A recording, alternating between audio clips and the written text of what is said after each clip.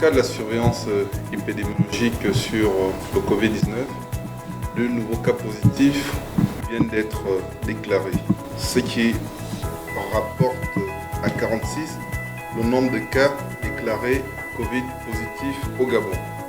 Pour ces deux nouveaux cas, il s'agit des contaminations communautaires secondaires à un contact avec un sujet déclaré positif au Covid-19. En matière de prise en charge, nous avons les 13 patients qui sont sous traitement aujourd'hui à base de chloroquine qui ont une évolution favorable et nous avons également d'autres qui, au regard du fait qu'ils soient asymptomatiques, les équipes médicales n'ont pas jugé nécessaire qu'ils soient sous traitement à base de chloroquine.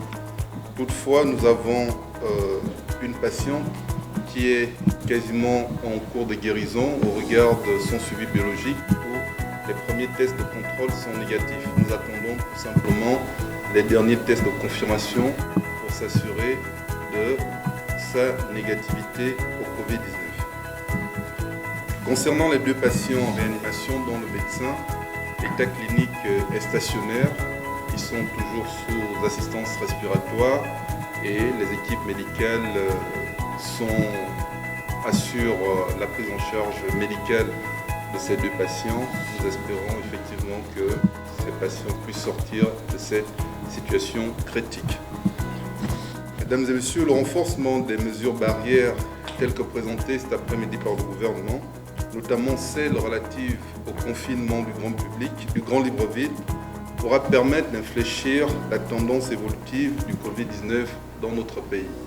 C'est une stratégie qui a marché en Chine, c'est une stratégie qui a marché en Corée et nous pensons que lorsqu'elle sera appliquée ici, ça permettra de limiter les déplacements inutiles, ça permettra de limiter tout ce qui est sortie non essentielle et entraînera forcément une brise de la chaîne de contamination du Covid-19 dans notre pays. Donc nous pensons que la victoire contre le coronavirus sera fonction effectivement de notre capacité d'appliquer les gestes barrières.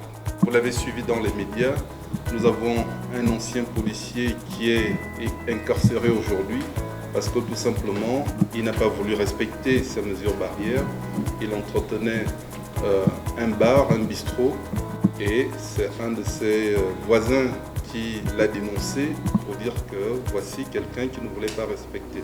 Et tout de suite, des sanctions sévères ont été prises à son encontre pour montrer que nous ne sommes pas aujourd'hui dans une situation où la tolérance doit être admise.